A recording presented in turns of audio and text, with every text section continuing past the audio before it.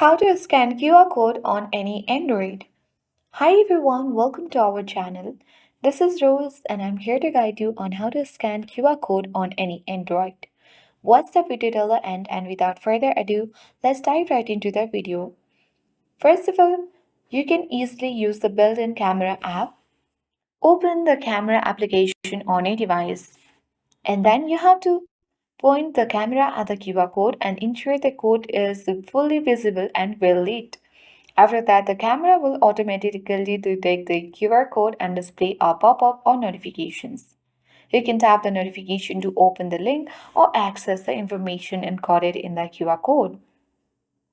Also, you can use Google Lens, which is at the bottom left corner of this camera application. And then you can easily tap the lens icon and point your camera at the QR code. Wait for the code to be detected and tap on the notification or result.